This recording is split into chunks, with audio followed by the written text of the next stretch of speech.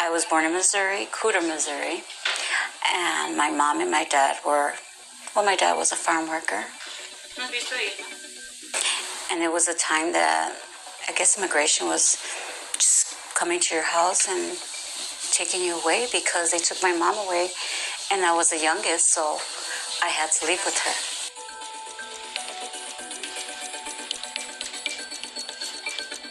Y no fui documentada hasta después de que me casé. Que mi hija. Todos a los que nacieron. You know, I know when I told my son about that we had gotten deported and all that, and he looked it up, and it did come out in the archives of the era of the wetbacks.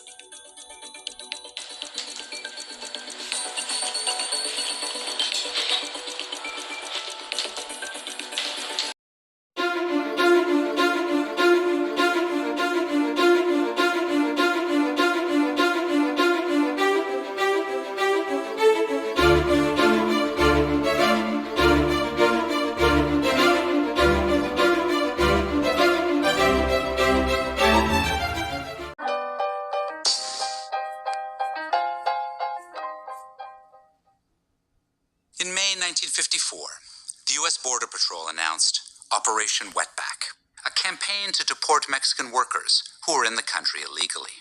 The program succeeded in rounding up over 1 million people, most of them men. Just 2 years before Operation Wetback, the Border Patrol had deported half as many people. This new policy marked the beginning of modern deportation raids and the militarization of the border that we are familiar with today.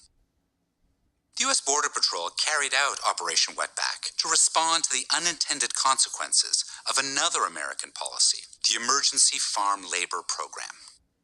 During World War II, when the U.S. economy faced an acute labor shortage, the U.S. and Mexico established a binational agreement to import temporary workers to harvest American crops and maintain and repair American roads.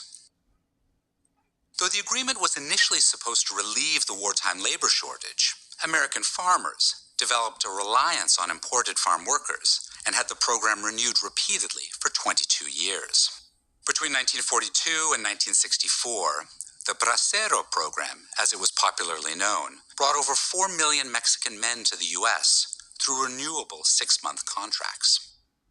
The program intentionally recruited only men as a way to safeguard against their permanent settlement in the U.S. It was assumed that men would return to Mexico to be with their families. Yet some women also came in search of employment, as did many men who were not able to secure bracero contracts. The program thus inadvertently led to the dramatic increase of illegal Mexican immigration, as many migrants discovered that U.S. employers had a strong demand for Mexican labor, and many would hire them with or without legal work permits. During these years, the nation lived uneasily with the contradictions of its immigration policy and labor needs. The Bracero program revealed American employers' desire and demand for low-wage immigrant labor, but less interest in actual immigrants who might settle and become part of the citizenry. The program thus conditioned Mexican migrants, both braceros and unauthorized immigrants, to work for temporary periods of time in the U.S. and then return home to family. In fact, this was the pattern of many Mexican immigrants for numerous years. American enforcement policy, however, had to reconcile the high demand for the importation of hundreds of thousands of workers with the deportation of those who came without contracts. Deportations inflamed tensions between agribusiness and federal authorities. Large agricultural companies wanted cheap labor, while the Border Patrol and Immigration and Naturalization Service, the INS, felt compelled to respond to American citizens' growing anti-immigrant sentiment in the early 1950s by tightening their control of the border. For years before Operation Wetback, agribusiness used its economic power to control the U.S. Border Patrol's enforcement of federal immigration law. On some occasions, Border Patrol and INS officials would simply look the other way when they encountered undocumented immigrants, or, in some cases, legalize them on the spot to avoid disrupting an employer's workforce, especially during peak harvest seasons. Operation Wetback was supposed to mark a shift in these power dynamics by diminishing agribusiness's control and asserting federal authority. The tension between employers looking for cheap labor and the federal government enforcing immigration laws remains today. U.S. employers' ongoing demand for low-wage immigrant labor is undeniable, especially in agriculture, food processing, construction, and service industries.